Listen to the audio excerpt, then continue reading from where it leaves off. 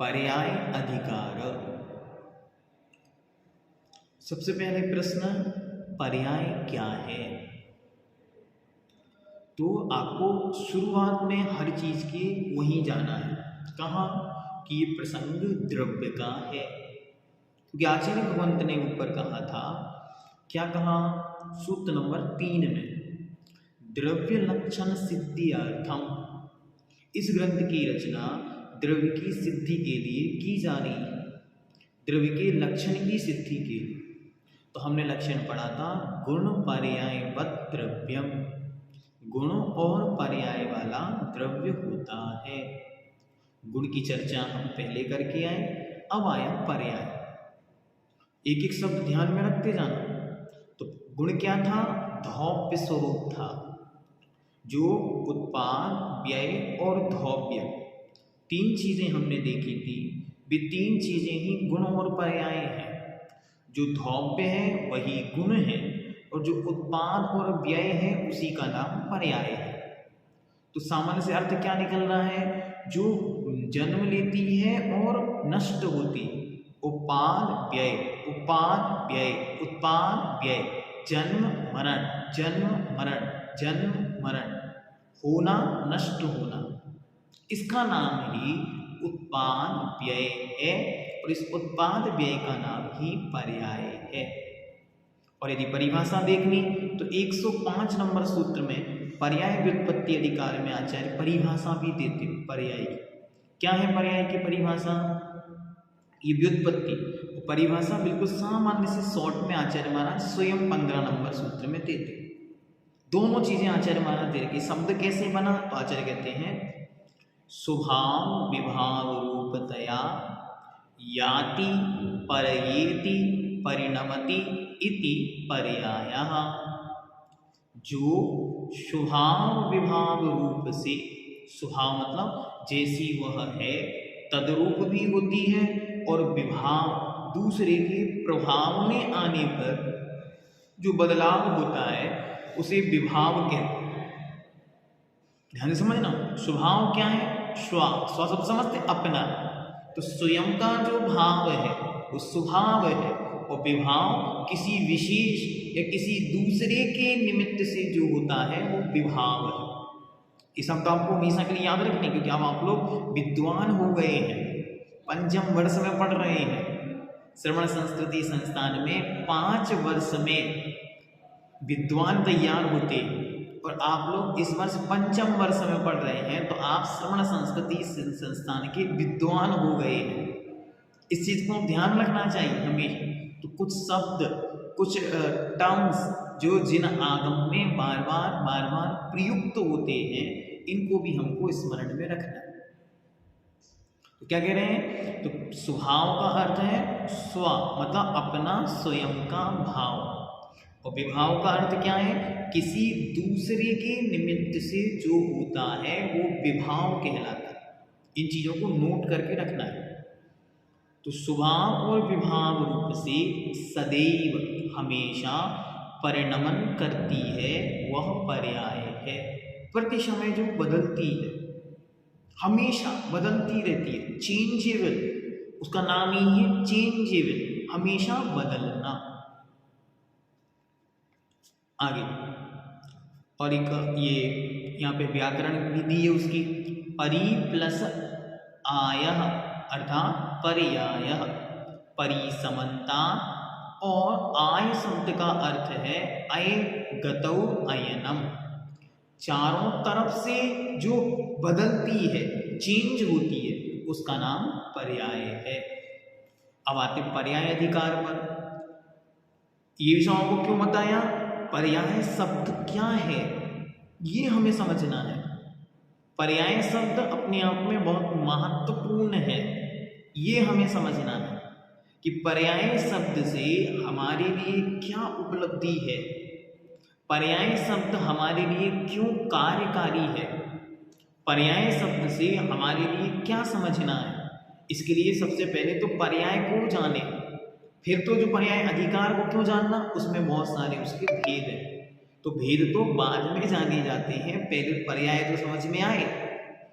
ठीक, सबसे पहले अच्छी तरह इस बात को अपने आप में घटित करके देखें कि जो मैं जीव नाम का द्रव्य हूँ, इस जीव द्रव्य की जो ज्ञान और दर्शन है ये तो गुण हो गए, ये हमने कल ध्यान दिया।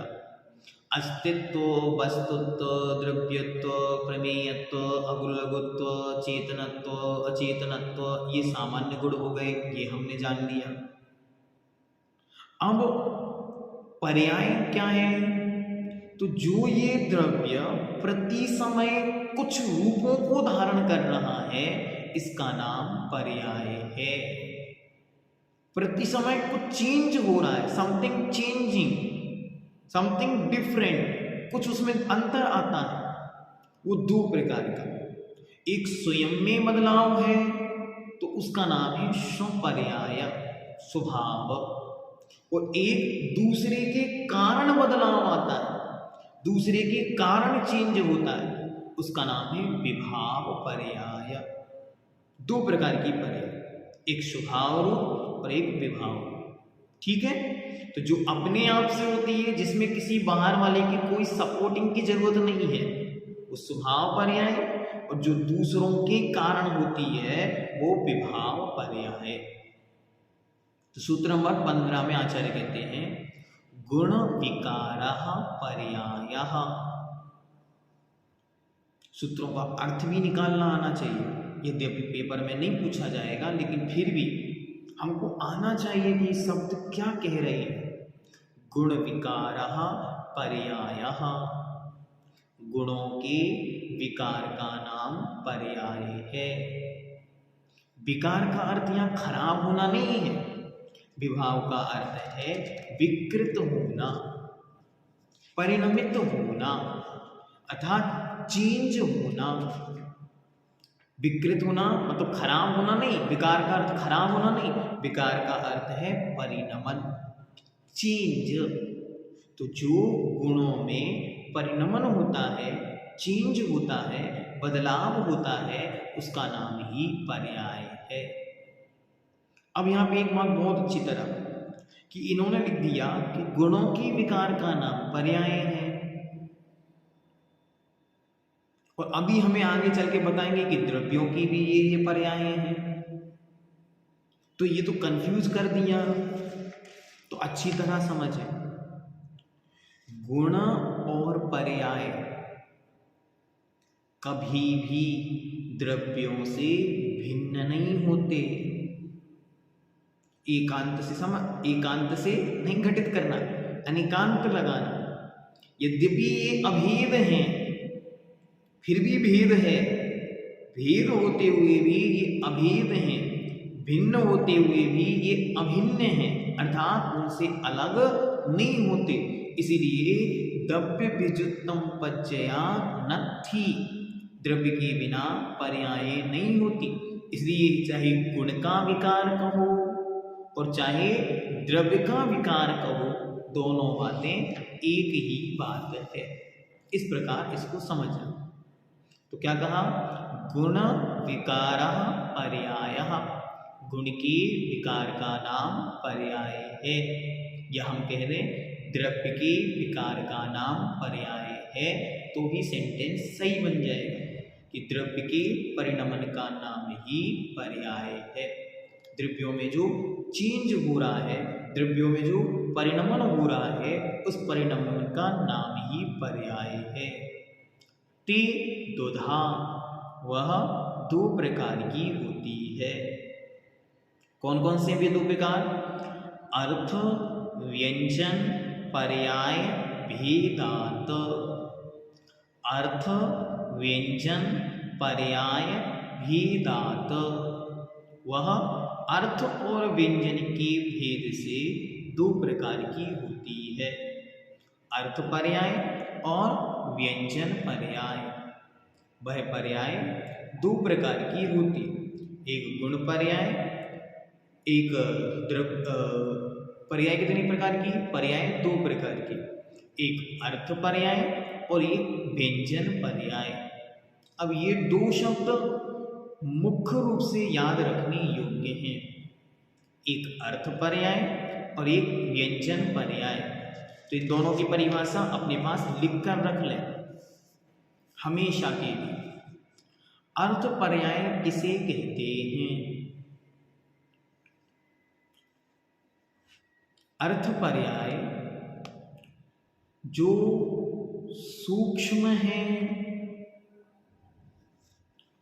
प्रतिक्षण नष्ट होने वाली है तथा वचनों के अगोचर है। जो सूक्ष्म है, प्रतिक्षण नष्ट होने वाली है तथा वचनों के अगोचर है।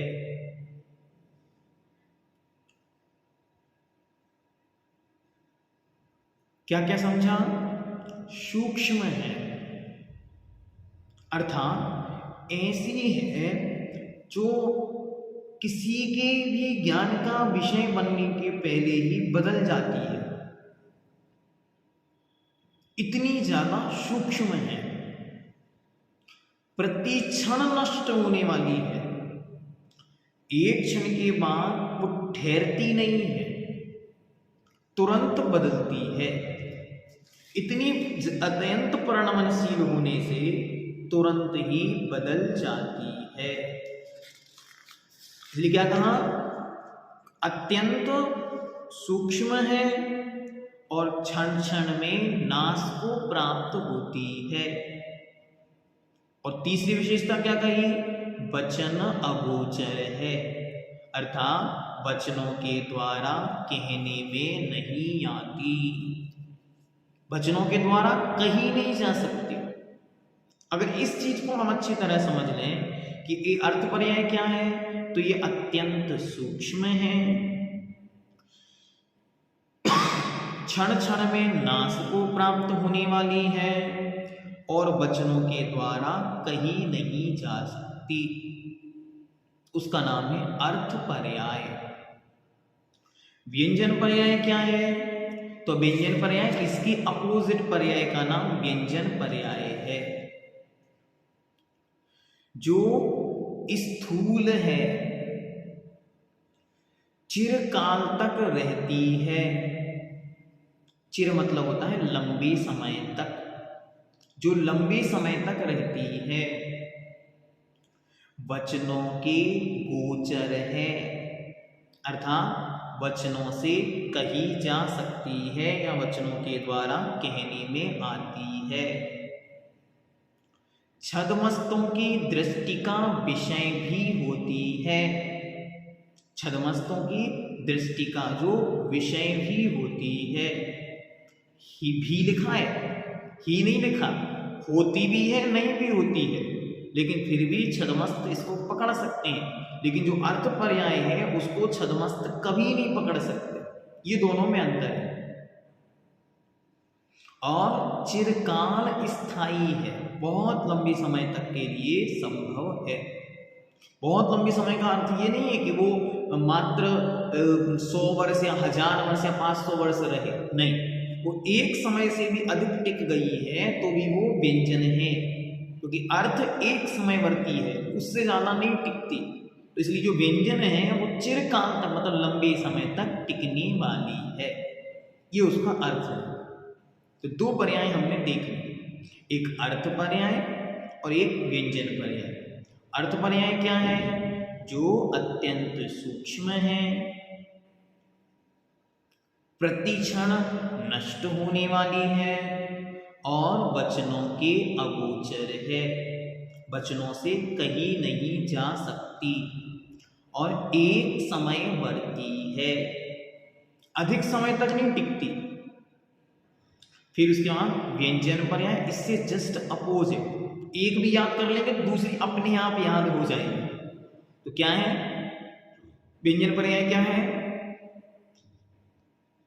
जो स्थूल है, चिरकाल तक रहती है, वचनों के गोचर है और छद्मस्तों के ज्ञान का या दृष्टि का विषय बनती है। चिर मतलब लंबे समय तक, इस प्रकार ये दो पर्यायें आपके सामने आचार्य भगवंत ने यहाँ पर उपस्थित की। ये आपका सूत्र नंबर 15 पूर्ण हुआ। इसके आगे का विषय हम कल देखेंगे, क्योंकि आज विषय बहुत विस्तृत हो गया। तो पर्याय अधिकार में हमने क्या जाना? सबसे पहले पर्याय की परिभाषा। गुणों के विकार का नाम पर्याय है। पर्याय शब्द बना कैसे? तो जो स्वभाव रूप या विभाव रूप परिणमित करती है, बदलती है, चेंज होती है, उसका नाम पर्याय है। वह पर्याय दो प्रकार की है, अर्थ पर्याय और व्यंजन पर्याय। अर्थ पर्याय क्या है? तो जो अत्यंत सूक्ष्म है, प्रतिक्षण नष्ट होने वाली है और वचनों के अगोचर है, वचनों के माध्यम से कही नहीं जा सकती। इससे जस्ट विपरीत व्यंजन पर्याय। व्यंजन पर्याय कैसी है? तो जो स्थूल है, जो स्थूल है और चिरकाल तक स्थायी है, बहुत लंबे समय तक चल सकती है। और तीसरी विशेषता क्या दी? वचनों के गोचर है, वचनों से कही जा सकती है। इस प्रकार यह पर्याय का 15वें नंबर का सूत्र पर्याय अधिकार का पूर्ण हुआ। आगे के सूत्रों को हम कल देखेंगे। गुण के विकार को पर्याय कहते हैं। गुण से तात्पर्य यहाँ पर द्रव्य भी ले सकते हैं। तो द्रव्य के विकार, विकार शब्द का अर्थ है परिणमन। वह दो प्रकार की होती है, अर्थ पर्याय और व्यंजन पर्याय। अर्थ पर्याय जो सूक्ष्म होती है, वचनों के अगोचर होती है और प्रतिक्षण नष्ट होने वाली होती है। व्यंजन पर्याय इसके विपरीत होती है, जो स्थूल होती है, बहुत लंबे समय तक अर्थात चिरस्थायी होती है और वचनों का विषय होती है और छद्मस्तों के ज्ञान का विषय भी होती है। आइए अब हम आगे चलते हैं अर्थ पर्याय की ओर। सूत्र नंबर 16।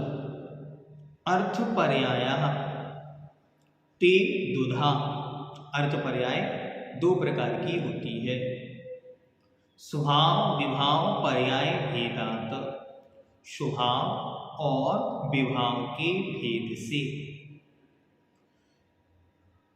अर्थ पर्याय जो अत्यंत सूक्ष्म है, एक समय बढ़ती है और प्रति समय नष्ट होने वाली है, वचनों से कही नहीं जा सकती और आगम प्रमाण से ही उसे जाना जा सकता है।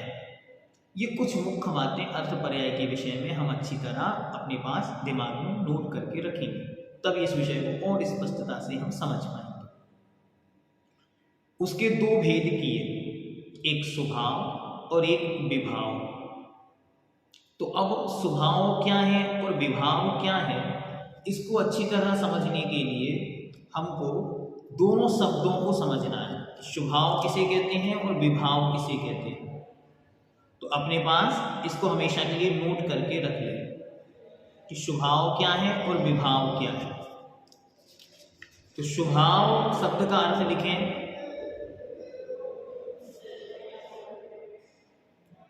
जो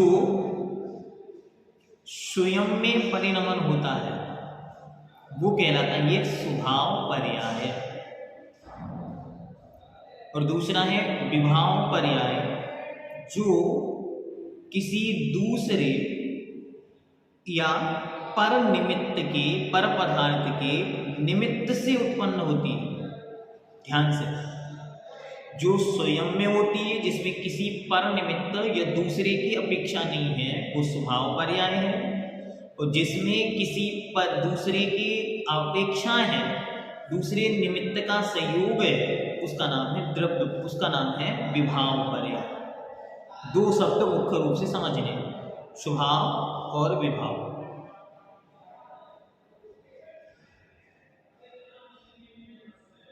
ठीक हुआ? चलिए अब आगे चलते हैं। स्वभाव अर्थात अपने आप में होने वाली पर्याय, वो भी कैसी? अर्थ रूप में, अर्थ मतलब तुरंत बदल जाने वाली। विभाव जो दूसरे के निमित्त से होने वाली और तुरंत बदल जाने वाली। तो सबसे पहले बताओ स्वभाव पर्याय क्या है? स्वभाव अर्थ पर्याय। तो अगुर लघु विकारा स्वभाव अर्थ पर्याय।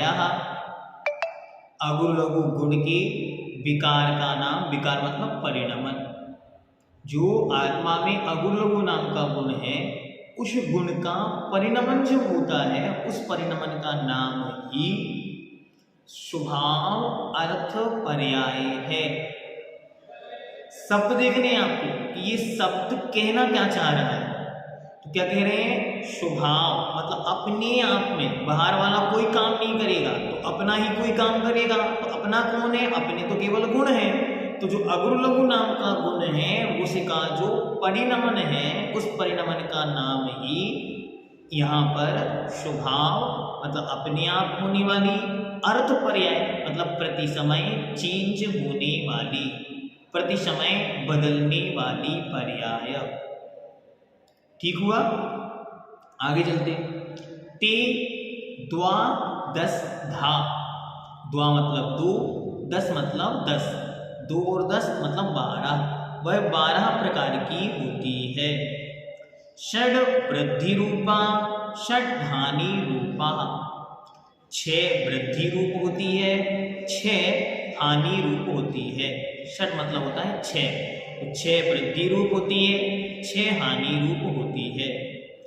अनंत भाग वृद्धि, अब भाग बता, वृद्धि रूप बता दे। तो अनंत भाग वृद्धि, असंख्यात भाग वृद्धि, संख्यात भाग वृद्धि, संख्यात गुण वृद्धि, संख्यात असंख्यात गुण वृद्धि और अनंत गुण वृद्धि। पहले अनंत में भाग के क्रम से वृद्धि होती है, फिर गुण के क्रम से होती है।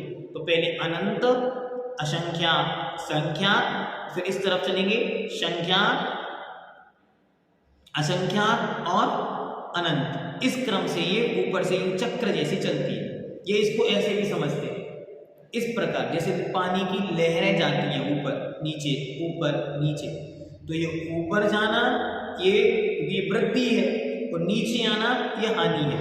हानि, ये ऊपर वृद्धि हानि, वृद्धि हानि।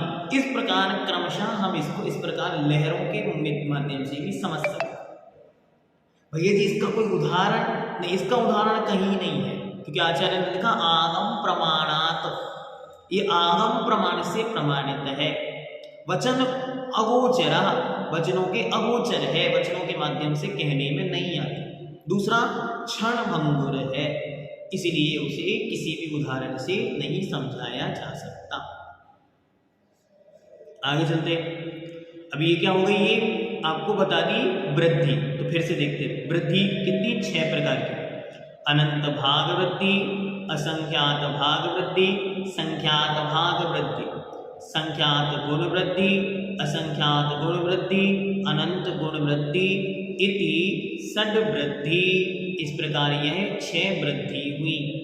तथा और अनंत भाग हानि, असंख्यात भाग हानि, संख्यात भाग हानि, संख्यात गुण हानि, असंख्यात गुण हानि, अनंत गुण हानि इति षड्हानि। इस प्रकार यह 6 हानि है। एवं षड वृद्धि षड्हानि रूपा जेया।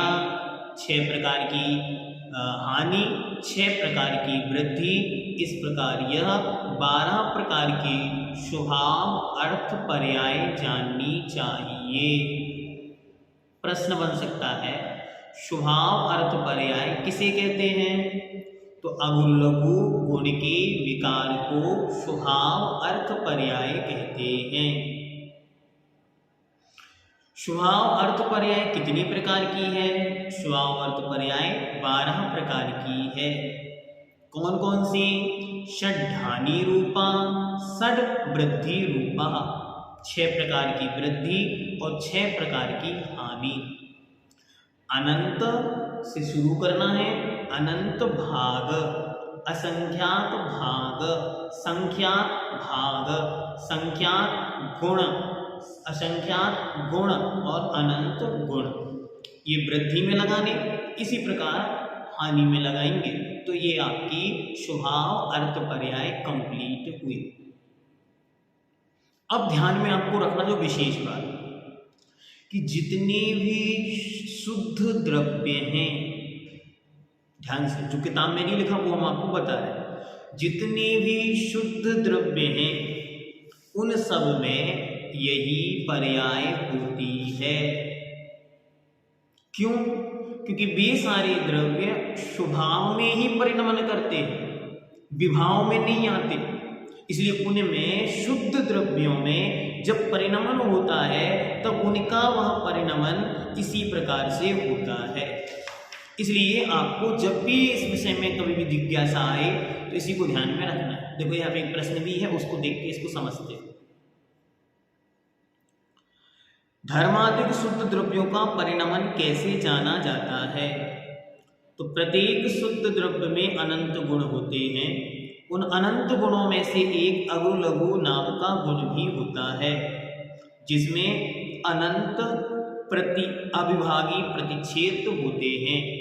अनंत अविभागी प्रतिच्छेद, अविभागी मतलब इसका टुकड़ा नहीं होता, ऐसे प्रतिच्छेद मतलब हिस्से, अंश, शक्ति, शक्त्यांश को भी प्रतिच्छेद बोलते हैं। शक्ति के अंश, शक्ति के टुकड़े, शक्ति के कण।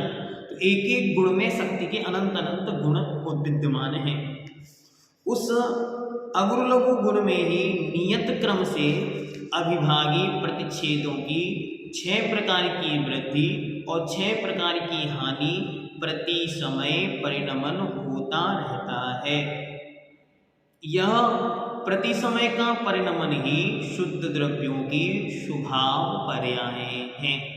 जीवन भर के लिए निर्णय हो गया कि जितनी भी शुद्ध द्रव्य हैं उनमें स्वभाव अर्थ पर्याय होती है, और वह स्वभाव अर्थ पर्याय किस निमित्त से होती है? अगुण लघु गुण के परिणमन के निमित्त से होती है। कैसे होती है? तो उनके गुणों के जो शक्त्यांश हैं उन शक्ति अंशों में ही परिणमन होता है, उन शक्ति अंशों में ही चेंज होता है, उन शक्ति अंशों में ही बदलाव होता है। यहाँ पे हम उत्पाद व्यय द्रव्य भी उसी में घटित करते हैं। वो होता कैसे, इसे किसी उदाहरण से नहीं समझाया जा सकता है, क्योंकि वह वचनों के अगोचर है। इसीलिए तो इसी प्रकार से वह जो परिणमन है उस परिणमन का नाम ही उत्पाद व्यय द्रव्य है। जिसे द्रव्य संग्रह आदि में हमने पढ़ा था कि सिद्ध भगवान में भी उत्पाद व्यय द्रव्य संयुक्ता, उत्पाद व्यय द्रव्य से भी संयुक्त है। ऐसी जो पंक्ति भगवान नेमिचंद देव ने दी है उसका तात्पर्य भी इसी प्रकार समझना चाहिए। एक प्रश्न और इसमें बहुत महत्वपूर्ण, उसको और देखो। इस प्रकार 4 द्रव्य में तो समझ में आता है, क्योंकि वे 4 द्रव्य हमको दिखते नहीं, तो इसलिए उनमें तो समझ में आता है। परंतु जीव और पुद्गल में कैसे होता है? क्योंकि उनके तो संसारी और मुक्त ऐसे भेद होते हैं। तो पुद्गल के अणु और स्कंध, तो इनमें कैसे होता है तो उसको समझाते हैं। अनादिकाल से कर्म एवं नौ कर्म से बंधे हुए जीवों के कर्मोदय कृत अगुण लघुत्व है, स्वाभाविक अगुण लघु गुण का अभाव है। किंतु मुक्त जीवों के कर्म एवं नौ कर्म की अत्यंत निर्वृत्ति हो जाने पर स्वाभाविक अगुण लघु गुण का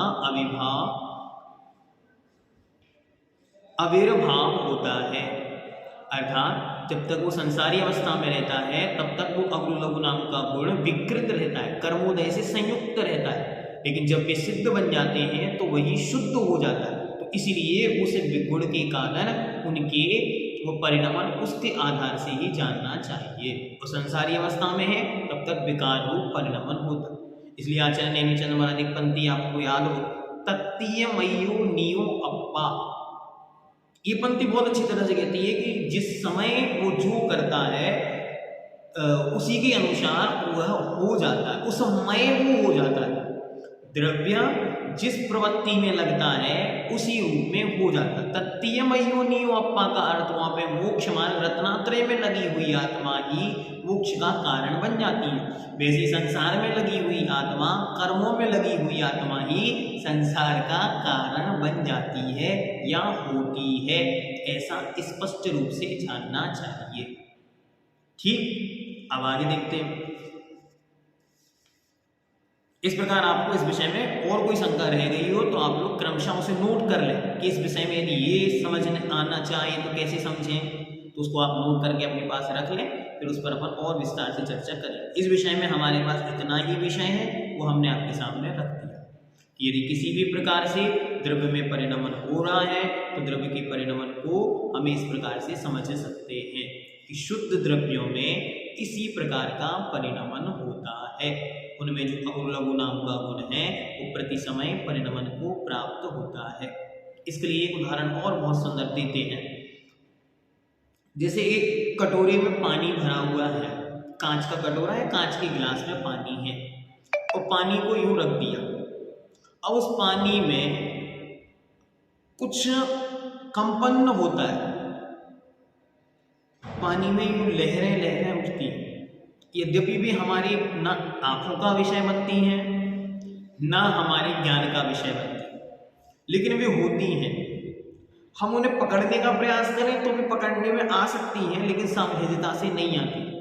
तो कहते हैं उसमें एक बूंद ऊपर से कोई मानो जो चूर्ण रूप में, लिक्विड नहीं, चूर्ण रूप में नील या कोई भी रंग उसमें छोड़ दिया जाए तो आप देखेंगे तुरंत ही वो इस प्रकार से भागता है। डायरेक्ट ऐसे नहीं जाता पानी में, अपितु वो ऐसे ऐसे करके जाता है। मतलब उसमें तरंगे बनी हुई हैं, पहले से ही कुछ लहरें हो रही हैं, लेकिन वे लहरें हमारे ज्ञान का विषय नहीं बन रही हैं। ऐसा ही हमको इस पर के साथ में समझना चाहिए कि जो स्वभाव अर्थ पर्याय है, षड्गुणी हानि वृत्ति रूप है, ये हमारे ज्ञान का विषय नहीं है। ये भगवान केवली अरिहंतों के या हो सकता अवधि ज्ञान आदि का विषय बनता हो। ठीक, चलिए आगे। अब आगे कहते हैं सूत्र नंबर 18, विभाव अर्थ पर्याय। स्वभाव समझ में आई आपको? जो स्वभाव से होते, जिसमें दूसरे का कोई रोल नहीं, दूसरे का कोई निमित्त नहीं, कोई कर्म निमित्त नहीं, कोई नौकर्म निमित्त नहीं, जो स्वभाव से सहज से अपने आप से होती है, वो स्वभाव पर्याय। अब आती है विभाव पर्याय। विभाव मतलब जो दूसरे के निमित्त से होती है। दूसरा यहाँ पर मुख्य रूप से कर्म होता है, तो कर्म के निमित्त से जो होती है वो विभाव अर्थ पर्याय है। और विभाव अर्थ पर्याय जो यहाँ पर कही गई है, तो अर्थ मतलब बदलने वाली, प्रति समय परिणमनशील है। तो विभाव अर्थ पर्याय षड्विधः, 6 प्रकार की है। मिथ्यात्व, कषाय, राग, द्वेष, पुण्य, पाप, रूप, अध्यवसायः। जो मिथ्यात्व, कषाय, राग, द्वेष, पुण्य और पाप रूप अध्यवसाय परिणाम है। अध्यवसाय रूप परिणाम होते हैं, जो इस रूप परिणाम होते हैं, इन परिणामों को ही अध्यवसाय कहा जाता है।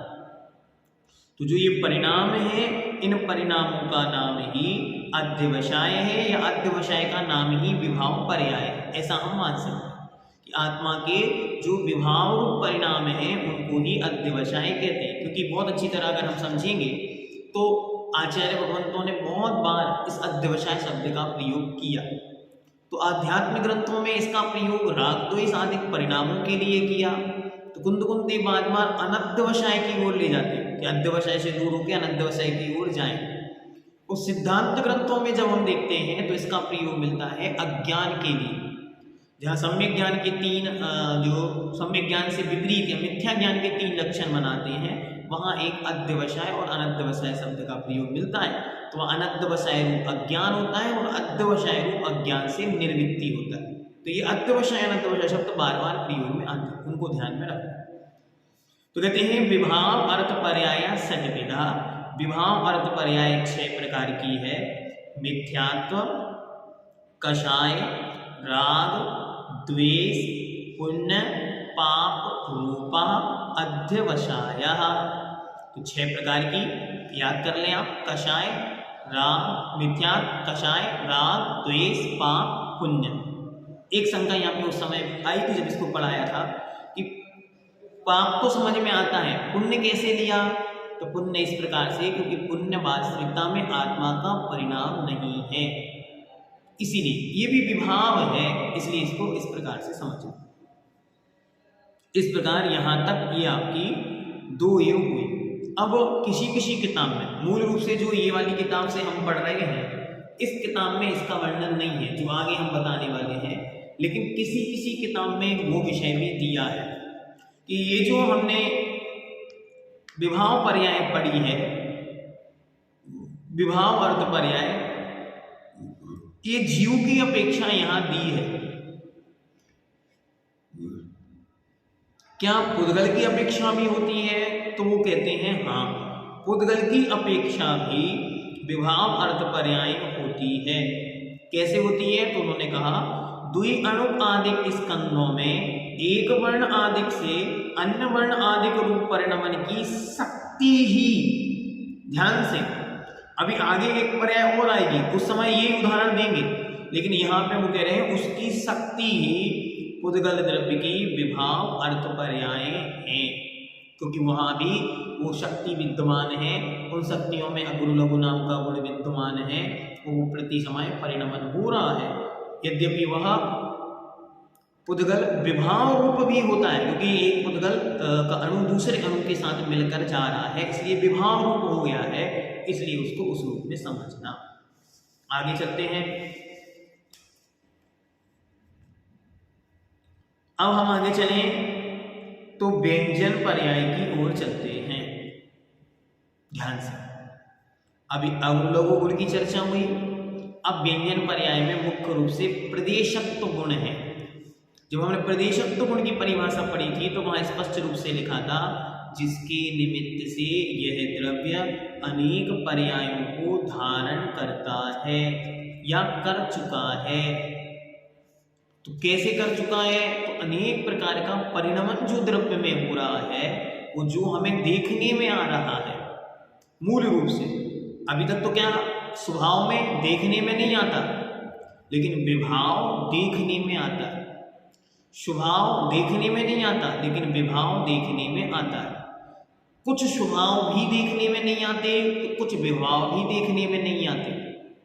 पर्याय का अर्थ ये परिणमन, पर्याय का अर्थ ये चेंज, पर्याय का अर्थ ये बदलाव, लेकिन अर्थ पर्याय कभी भी हमको देखने में नहीं आएगी, क्योंकि आचार्य ने पहले ही लिख दिया ये वचनों के अगोचर है, अत्यंत सूक्ष्म है।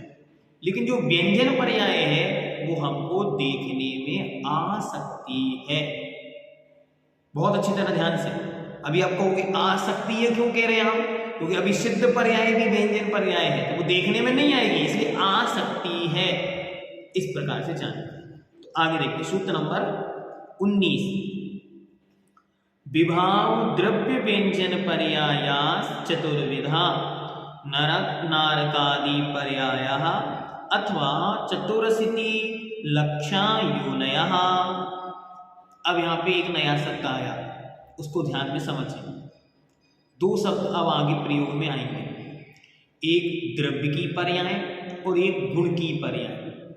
जब द्रव्य परिणमित होता है या जब द्रव्य के विकार की बात की जाती है तो द्रव्य पर्याय कहलाती है, और जब गुण में परिणमन होता है, गुण में विकार उत्पन्न होता है, तब वो गुण पर्याय कहलाती है। ध्यान से, जब द्रव्य में परिणमन होता है तो द्रव्य पर्याय कहलाती है। जैसे जीव द्रव्य में परिणमन हुआ तो ये जीव द्रव्य की पर्याय कहलाएगी। और जब गुण में मतलब ज्ञान नाम के गुण में परिणमन होगा तो वह गुण पर्याय कहलाएगी। ऐसे ही जब जीव में परिणमन होगा तो वो जीव पर्याय कहलाएगी, और जब अजीव में परिणमन होगा तब वह अजीव पर्याय कहलाती है या पुद्गल पर्याय कहलाती है। इस प्रकार से समझना। ये 6 शब्द मुख्य होते हैं: स्वभाव, विभाव, अर्थ, व्यंजन, गुण और द्रव्य। तो अब आगे बताओ, विभाव, द्रव्य, व्यंजन, पर्याय। तो विभाव मतलब जो किसी के निमित्त से बदली, पहला लक्षण। दूसरा द्रव्य, द्रव्य में बदलाव हुआ है। द्रव्य मतलब 6 द्रव्य समझ लें, उनमें से किसी द्रव्य को। तो कौन कौन से द्रव्य में संभव है? ये मात्र 2 द्रव्यों में संभव है, एक जीव और एक पुद्गल। क्योंकि हम पहले ही पढ़ चुके हैं कि आकाश, धर्म अधर्म, आकाश और काल में विभाव पर्याय नहीं होती। तो इसलिए द्रव्य, तो कौन कौन से द्रव्य? मात्र 2 द्रव्य, जीव और पुद्गल, बस दोनों में ही संभव है। फिर द्रव्य, व्यंजन, पर्याय। व्यंजन मतलब लंबे समय तक रहने वाली पर्याय, जो स्थूल है, दिखाई पड़ सकती है, जो वचनों के गोचर हो सकती है, कहने में आती है, इस प्रकार की पर्याय। वो कौन कौन सी हैं? चतुर्विधा, 4 प्रकार की होती है। नर नारकादि पर्याय, मनुष्य, देव, त्रयंच, नारकी। मतलब जीव द्रव्य की जो विभाव, द्रव्य, व्यंजन पर्याय है वो 4 प्रकार की है: देव, मनुष्य, नारकी, त्रयंच। या फिर चतुरशीति लक्ष्या योनयः, 84 लाख जो योनियां हैं। चतु मतलब 4, अशीति मतलब 80, 4 और 80 84, लक्षा मतलब लक्ष, लाख, तो 84 लाख योनि रूप। ठीक, अब आगे चलते हैं। विभाव, गुण, व्यंजन, पर्याय, मत्यादयः। द्रव्य में परिणमन हुआ, द्रव्य पर्याय। गुण में परिणमन हुआ, गुण पर्याय। तो क्या लिखा? विभाव, गुण, व्यंजन, पर्याय। ऊपर क्या लिखा था? विभाव, द्रव्य, व्यंजन, पर्याय। भैया जी इतनी डीप क्यों पढ़ा रहे?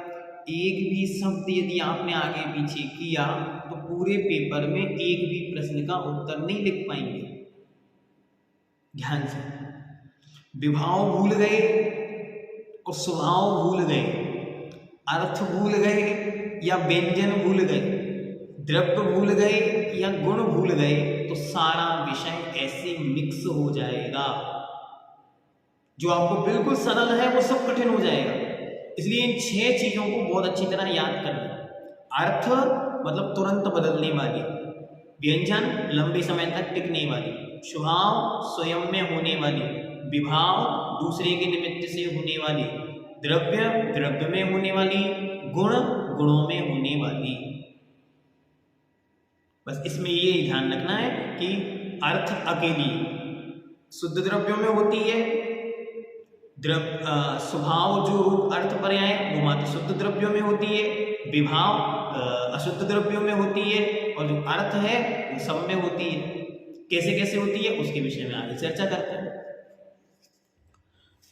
तो कहते हैं मति ज्ञान आदि की विभाव गुण व्यंजन पर्याय है। गुण क्या है? ज्ञान, और उस ज्ञान की मत्यादया, मति ज्ञान आदि जो पर्याय हैं वे व्यंजन पर्याय हैं। अब आगे आते योगी विभाव। विभाव मतलब कर्म के निमित्त से होने वाली। तो जीव द्रव्य की कर्म के निमित्त से नर नारकादिक पर्याय होती हैं, हम और आप जानते हैं। अपने ऊपर अच्छी तरह इसको जाने समझें। मैं स्वयं जीव द्रव्य हूँ, कर्माधीन होने से यहाँ पर भटक रहा हूँ, इन सब पर्यायों को भोग रहा हूँ। आगे कहते हैं शुभाव द्रव्य व्यंजन पर्याय चरम शरीरात् किंचित न्यून सिद्ध पर्याय। सूत्र नंबर 21। अंतिम शरीर से कुछ कम जो सिद्ध पर्याय है वह स्वभाव, वह जीव द्रव्य की स्वभाव व्यंजन पर्याय है। शब्द देखना है, स्वभाव, किसी भी कर्म की अधीनता नहीं है, कर्म की अधीनता से रहित।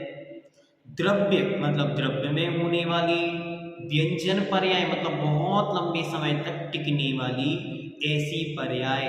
तो कौन सी है, विचार करो, हमारी ऐसी कौन सी पर्याय हो सकती है जिसमें कर्म का कोई कारण नहीं, संसारी अवस्था में तो कोई नहीं होती, फिर कब होगी, अच्छा मुक्त अवस्था, तो सिद्ध पर्याय।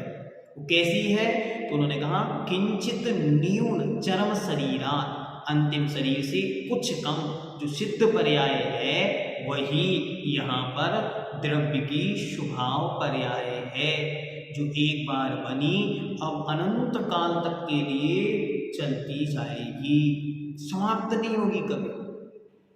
इसके विषय में रत्नकंटक श्रावकाचार्य के अंत में बहुत अच्छे श्लोकों के माध्यम से आचार्य महाराज इस विषय को रखा कि एक बार उत्पन्न होने के बाद अब वो नष्ट नहीं होगी, काले कल्प सती पीछे, इस प्रकार वो हमेशा बनी रहेगी। ये क्या है, ये स्वभाव द्रव्य व्यंजन पर्याय।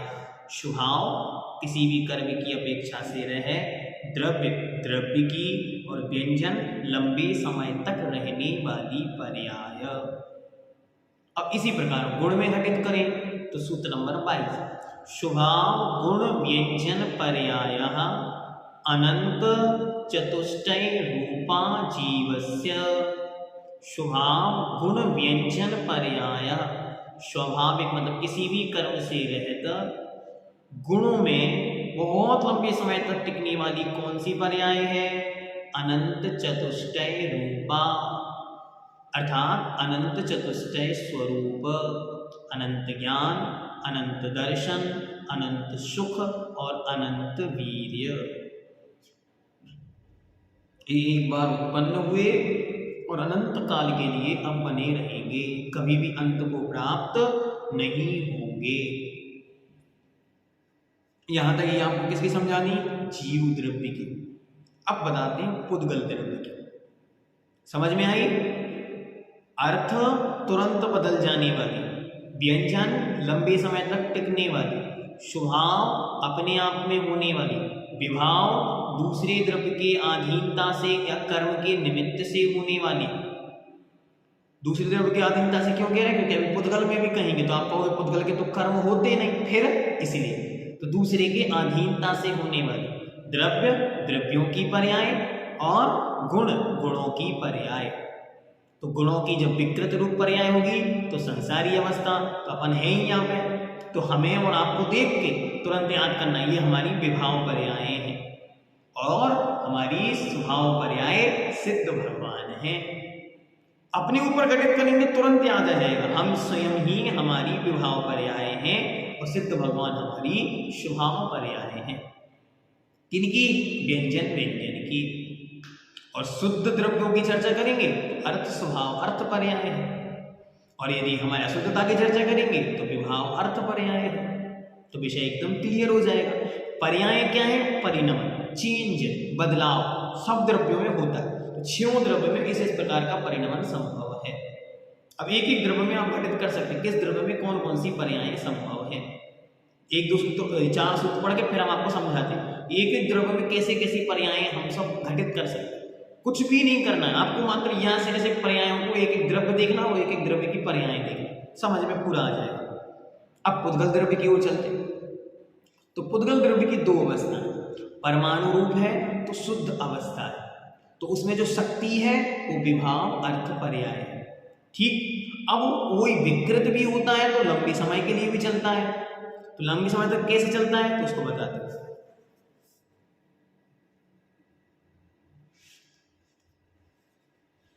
पुद्गल द्रव्यस्य तु द्वि अणुकादयो विभाव द्रव्य व्यंजन पर्यायः।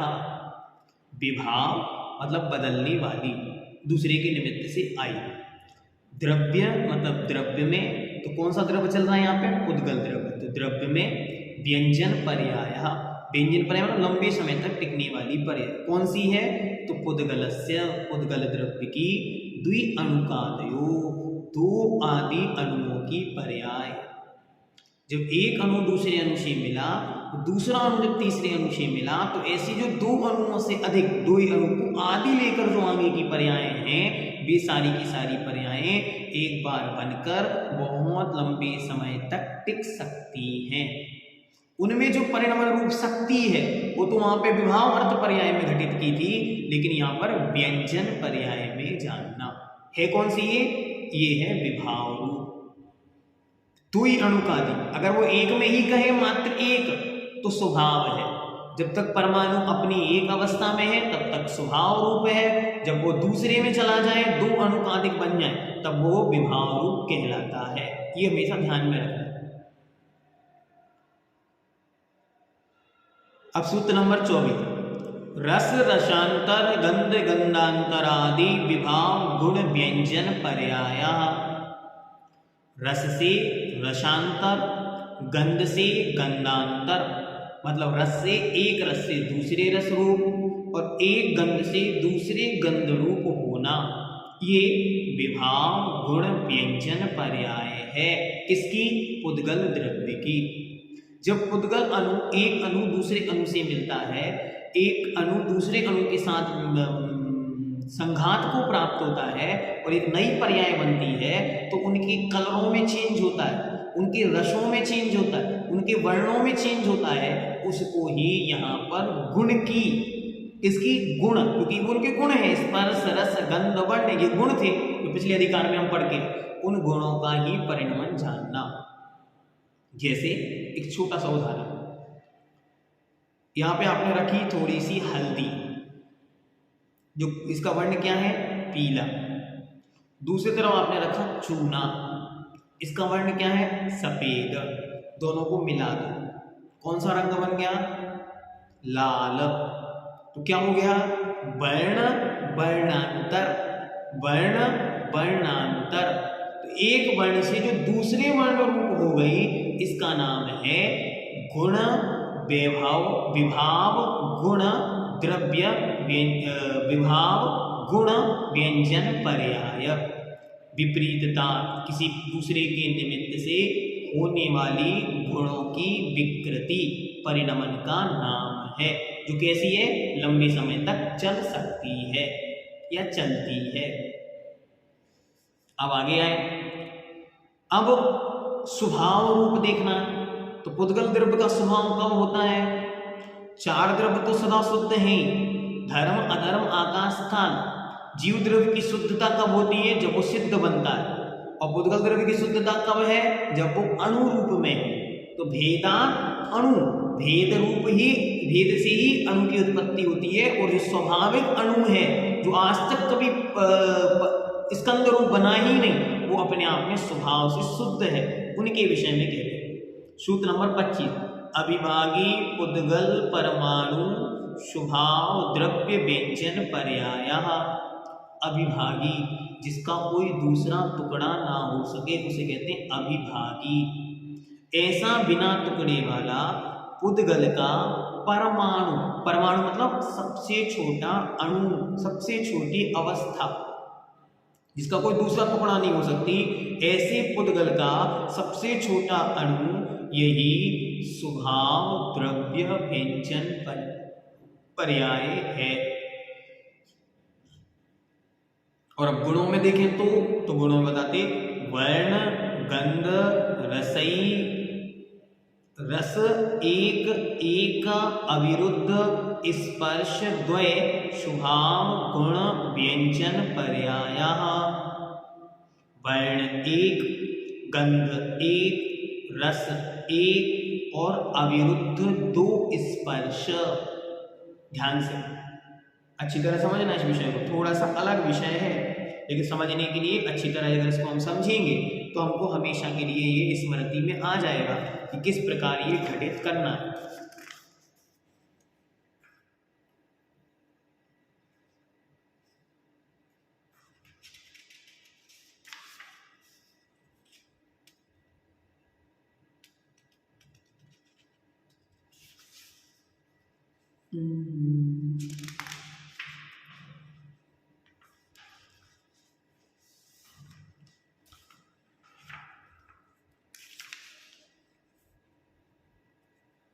तो क्या कह रहे हैं, एक वर्ण, एक रस और एक गंध और परस्पर अविरुद्ध दो स्पर्श।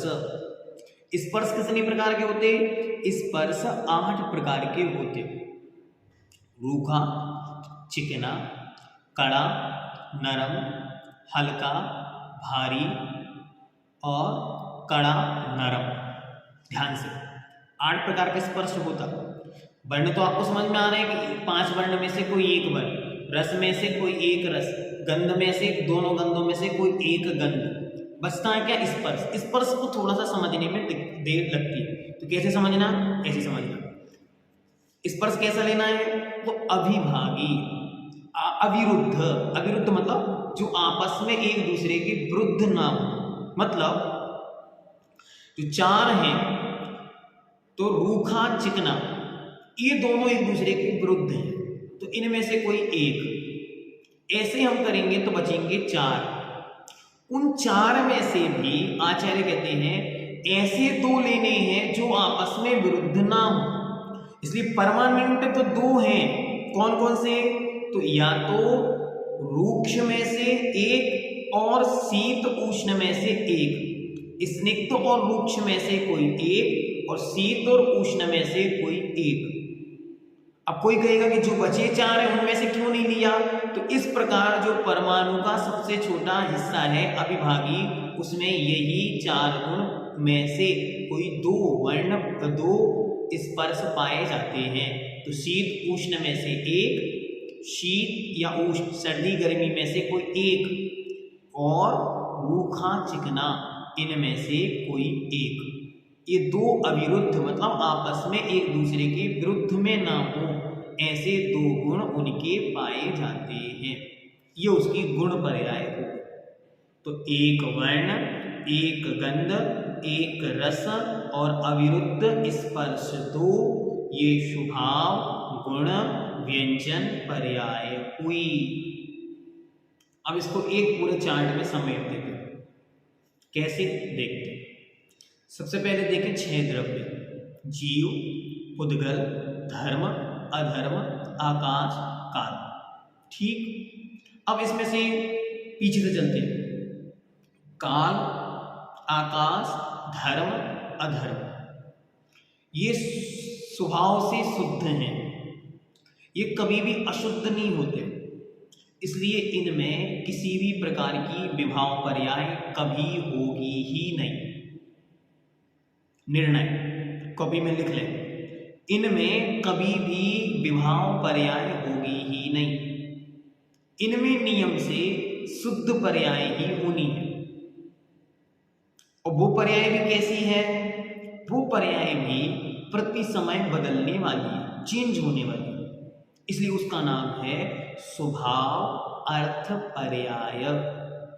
स्वभाव अपने आप से होने वाली, अर्थ तुरंत बदल जाने वाली, पर्याय। ठीक हुआ? स्पष्ट। अब ये होती कैसे है? तो ये होती है उसी के अंदर विद्यमान अगु लघु नाम के गुण में परिणमन के कारण। कोई बाहर की शक्ति उसे इंजेक्ट नहीं करती, छूती भी नहीं, क्योंकि ये तो शुद्ध द्रव्य है, इसलिए इनकी व्यवस्था अलग हो गई। ठीक हुआ? अब हम चलते हैं इसी प्रकार कुछ इनमें विभाव रूप भी हैं। तो 2 द्रव्य मात्र हमारे पास हैं जो स्वभाव रूप भी होते हैं और विभाव रूप भी होते हैं। वे कौन कौन से हैं? तो जीव और पुद्गल। तो जीव और पुद्गल ऐसे हैं जो स्वभाव रूप भी होते हैं और विभाव रूप भी होते हैं। जब तक ये कर्म के अधीन हैं तब तक इनकी विभाव पर्यायें होती हैं, और जब ये कर्म से मुक्त हो जाते हैं तब इनकी स्वभाव पर्यायें होती हैं। दोनों प्रकार की पर्यायें होती हैं, व्यंजन भी और अर्थ भी, क्योंकि कुछ समय के लिए भी होती हैं और कुछ एक बार होने के बाद सदा के लिए बनी रहती है। मतलब बहुत लंबे समय तक के लिए बनी रहती है। सदा तो नहीं कहना चाहिए, लेकिन बहुत समय के लिए बनी रहती है। तो इन दोनों द्रव्यों की सब प्रकार की पर्यायें होती हैं। 4 द्रव्य अलग कर दिए, अब इनके बाद इन पे आ जाए। तो जीव की जो प्रति समय सिद्ध भगवानों में उत्पाद व्यय द्रव्य रूप परिणमन हो रहा है, वो परिणमन की अपेक्षा तो वह स्वभाव अर्थ पर्याय है। और संसारी जीव में जो प्रति समय मिथ्या, कषाय, राग, द्वेष, पुण्य और पाप जो घटित हो रहा है उसका नाम है विभाव, विभाव अर्थ पर्याय। ध्यान से बहुत अच्छी तरह समझना, पूरी चीजें हमें स्वयं में घटित करनी है तो जल्दी समझ में आ जाएगा। हम ही जब सिद्ध बनेंगे, शुद्ध द्रव्य बनेंगे, तो हमारी ही शुद्ध अवस्था, सिद्ध अवस्था में जो प्रति समय परिणमन होगा, जो वचनों के अगोचर होगा, उसका नाम है स्वभाव अर्थ पर्याय। और हम जब तक संसार में हैं, कर्माधीन हैं, तो कर्म के निमित्त से जो प्रति समय परिणमन होगा उसका नाम है विभाव अर्थ पर्याय। अब हम आ जाएं व्यंजन की ओर। तो व्यंजन में भी दो प्रकार, व्यंजन मतलब लंबे समय तक चलने वाली पर्याय। ये किन की होती है? ये मात्र दो द्रव्यों में होती है, जीव और पुद्गल। इनके भी द्रव्य और गुण की अपेक्षा दो प्रकार की होती है, और स्वभाव विभाग तो है ही साथ में। तो सबसे पहले द्रव्य को देखते हैं। तो जैसे मानो हम जीव द्रव्य हैं, हम शुद्ध होंगे तो सिद्ध अवस्था हमारी पर्याय।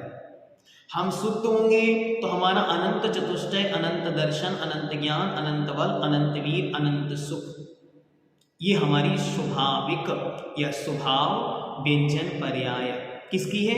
गुण की। और ये किसकी है? द्रव्य की, सिद्ध पर्याय। दो पर्याय पूरे। हम ही जब अशुद्ध होंगे, कर्माधीन होंगे, तो बन जाएंगे विभाव पर्याय। तो विभाव द्रव्य की व्यंजन पर्याय क्या बन गए? मनुष्य आदि 84 लाख योनि। और गुण की अपेक्षा जाएंगे तो विभाव गुण व्यंजन पर्याय मति ज्ञान आदि। स्वभाव में जाएंगे अनंत चतुष्टय आदि। ये जीव द्रव्य एक तरफ हो गया। अब बचा पुद्गल द्रव्य। पुद्गल द्रव्य आओ सामने। पुद्गल द्रव्य सामने आया। पुद्गल जब तक शुद्ध है तो परमाणु रूप होता, और अशुद्ध होता है तो द्वि अणुक आदि, दो अणु आदि के मिलने पर अशुद्ध होता है। उसके पहले वो कभी अशुद्ध नहीं होता। तो यदि शुद्ध है तो क्या है? मात्र एक अणु है, अविभागी, उसमें किसी भी प्रकार की कोई मिक्सअप नहीं है। ऐसा पुद्गल का अविभागी जो परमाणु है, वही उसकी द्रव्य व्यंजन स्वाभाविक पर्याय। तो स्वभाव द्रव्य व्यंजन पर्याय। उसी अणु में जो एक स्पर्श, एक रस, एक वर्ण, एक गंध, एक रस और अविरुद्ध दो स्पर्श, अविरुद्ध दो स्पर्श मतलब जो आपस में विरोध को प्राप्त नहीं होते, ऐसे दो स्पर्श, शीत और उष्ण में से कोई एक, और स्निग्ध और रुक्ष में से कोई एक, ऐसे दो, इन 5 गुणों का जो पिंड है, यही इसका पुद्गल द्रव्य का स्वभाव गुण व्यंजन पर्याय है। और अब यही द्रव्य एक परमाणु किसी दूसरे परमाणु से मिला तो मिलते ही पहले तो विभाव हो गया, व्यंजन लंबे समय तक चलेगी, द्रव्य में होगी तो द्रव्य, गुण में होगी तो गुण। तो जब विभाव में जाएगी तो क्या होगी? द्वि अणुक आदि। तो द्रव्य में व्यंजन पर्याय विभाव रूप में अगर देखेंगे तो द्वि अणुक आदि, द्वि अणु आदि। और गुणों में देखेंगे तो एक गुण से दूसरे गुण में अंतर होना, बदल जाना, जैसे रस का रसांतर होना, वर्ण का वर्णांतर होना, जैसे उदाहरण में हमने दिया आपको हल्दी और चूना। इस प्रकार आपका यह पर्याय अधिकार पूर्ण हुआ। इति पर्याय अधिकारः। और पर्याय व्युत्पत्ति अधिकार भी उसी के साथ में एक सूत्र था, वो आपको कल बता दिया। स्वभाव विभाव रूपतया याति पर्येति परिणमति इति पर्यायः। जो स्वभाव विभाव रूप से सदैव परिणमन करती रहती है वह पर्याय है। इस प्रकार ये आपका पर्याय अधिकार पूरा हुआ। अब इसमें आप क्या कर सकते हैं? एक सुंदर सा चार्ट बना लें, बहुत सुंदर सा चार्ट। ऊपर लिखें पर्याय,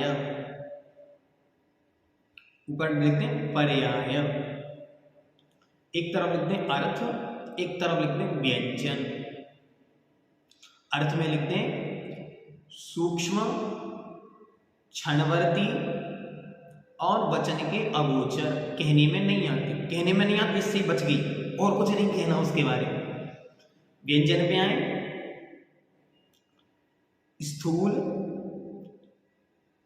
चिरकालवर्ती मतलब लंबे समय तक रहने वाली, और वचनों के गोचर, वचनों से कही जा सकती। अब इसके नीचे आए, इसके दो भेद अर्थ के, स्वभाव और विभाव। स्वभाव और विभाव। स्वभाव में आप अच्छी तरह लिख दें 12 भेद, षड्हानि वृद्धि, षड्हानि रूपा, षड्वृद्धि रूपा। विभाव में आए 6 प्रकार के, मिथ्या, कषाय, राग, द्वेष, पुण्य और पाप। बस इतना है, ये आपकी पूरी अर्थ पर्याय समाप्त। समझने के लिए नीचे लिखते हैं ये केवल शुद्ध द्रव्यों में होती है। स्वभाव में लिखते हैं यह केवल शुद्ध द्रव्यों में होती है, ठीक। और विभाव में लिखते हैं यह विभाव रूप होने से विकृति के कारण होती है, जो जीव और केवल उद्गल में होती है, दोनों में होती है, इसके अलावा नहीं होती। फिर आप इस तरफ व्यंजन की तरफ आ जाए, तो व्यंजन में आपने ऊपर लिखा था व्यंजन पर आया, उसके भी कर दें 2 भेद। तो एक तरफ लिखते हैं जीव और एक तरफ लिखते हैं अजीव या पुद्गल। एक तरफ जीव, एक तरफ लिखते हैं पुद्गल। तो जीव की जहां लिखा उसके नीचे बनाए 2 खंड, ऐसे बीच में से लाइन खींच के 2 बना दें। एक तरफ लिखते हैं द्रव्य और एक तरफ लिखते हैं गुण। तो जीव के द्रव्य और जीव के गुण। फिर इनमें से भी प्रत्येक के 2-2, द्रव्य भी 2, विभाव रूप, स्वभाव रूप, और गुण भी 2, विभाव रूप, स्वभाव रूप। इस प्रकार ये आपका पूरा चार्ट बन गया। इसमें आपका पूरा कंक्लूजन आ गया। हो सकेगा तो मैं स्वयं इस चार्ट को बना के आपको प्रेषित करूंगा। आप लोग भी यथासंभव जैसी आपकी अनुकूलता हो इस चार्ट को अगर एक बार भी आप अच्छे मन से बैठ के अध्ययन पूर्वक पहले इसको पढ़ लें पूरा, फिर इसका समराइज करने के लिए एक चार्ट बना लें, तो आपको पूरा एकदम से क्लियर हो जाएगा। ऐसा चार्ट अभी तक मैंने किसी भी किताब में नहीं देखा। हो सकता है इन किताबों में ये ऐसे चार्ट बना हो, तो आपको बहुत आसानी से वो विषय समझ में आ जाएगा।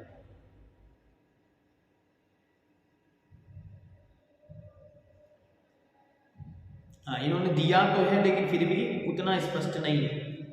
देखो ये यहाँ पे दिया, इसकी फोटो हम आपको तो भेज देंगे व्हाट्सएप पर, तो एक बार आप इसको भी देख लें। एक बार मैं इसको उस तरफ से आपको कैमरा करके दे रहा हूं, तो एक बार आप इसको देख लें।